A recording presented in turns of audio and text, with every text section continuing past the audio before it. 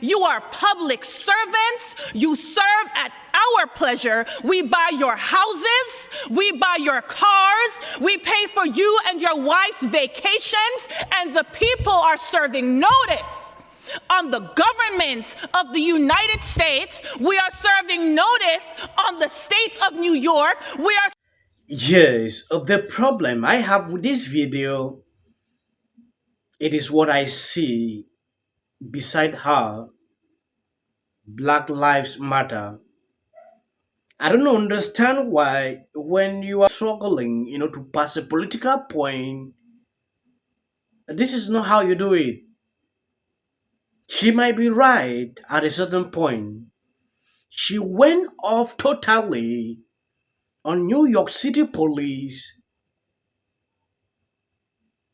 She is tired to actually experience the crime wave.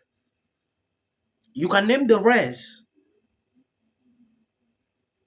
She actually said a lot of things that are concerning. When I saw this clip, I realized it is important I share with you. I don't know if you have seen this. If you have not subscribed to this channel, please endeavor to do that. And if possible, share this clip. You are public servants. You serve at our pleasure. We buy your houses. We buy your cars. We pay for you and your wife's vacations. And the people are serving notice on the government of the United States. We are serving notice on the state of New York. We are serving notice on the mayor of this city. We are serving notice on the city council that if you do not do your job, you will no longer have a job. I live in Harlem, and I'm telling you, we are living in the middle of a crack epidemic nightmare. People need help. It is I'm impressed that they are realizing what is happening. A lot of people have been experiencing this. Sometimes I will say it is what you voted for. Yes, these are the consequences of that. The kind of rules you implement. That is why this is happening. Let's proceed with this video. on June 2nd, 2020. I was supposed to go out on June 1st, but I turned on my TV and I got a little scared, I have to admit. I'm not scared anymore though. But on that day I remember seeing a police officer who I now know was a member of the SRG push a woman who looked like she couldn't have been more than 100 pounds to the floor, sent her body flying and fractured her skull. I said to myself, if they doing that to white women, I don't know what they're gonna do to me. And I took a breather and I waited and I went out the second day.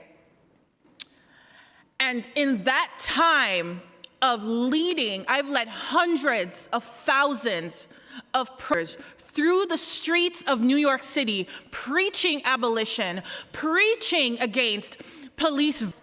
And in those 3 years of doing that, of leading those marches, of leading Black Lives Matter marches, abolish ICE marches, reproductive justice marches, I can't tell you how much been at the hands of the people.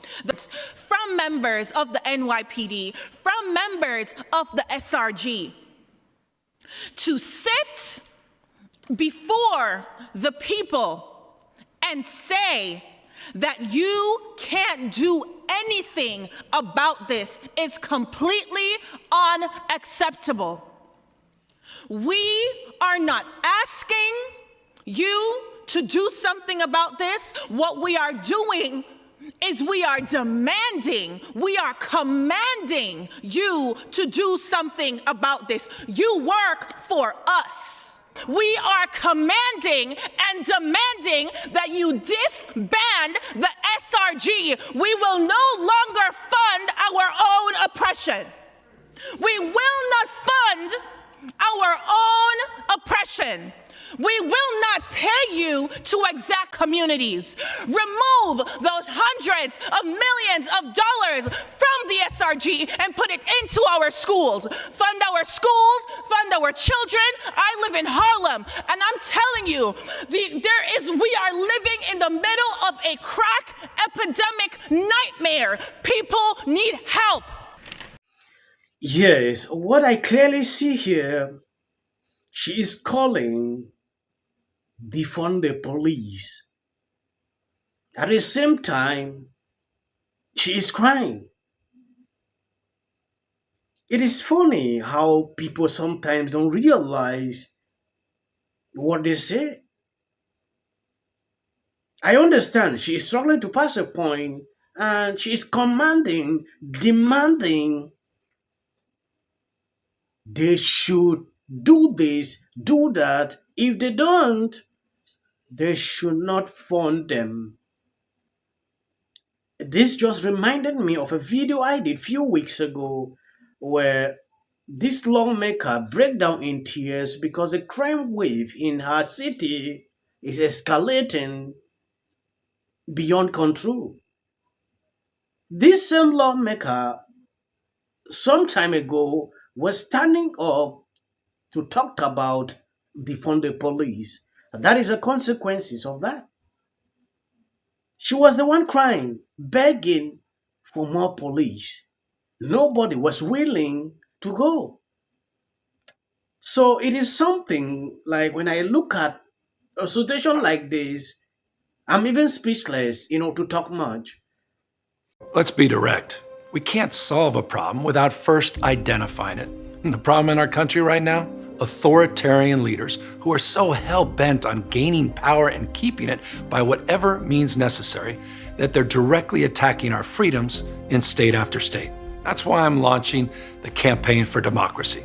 We're going on the road to take the fight to states where freedom is most under attack, where Republican leaders ban books, criminalize doctors, fire teachers, intimidate librarians, kidnap migrants, target trans kids, stoke racism, condone anti-Semitism, force the victims of rape and incest to carry their attacker's baby, where they ignore the will of the people. They make it harder to vote and easier to buy assault weapons. They fan the flames of culture wars to distract from the fact that blue states have lower murder rates, better healthcare outcomes, and higher GDPs.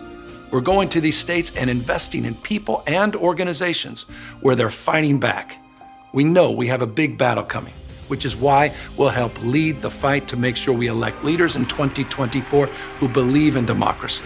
Our country is facing an existential battle for who we are and who we're willing to become. It's not an exaggeration. That's the truth. What's happening in those red states? It's not who we are.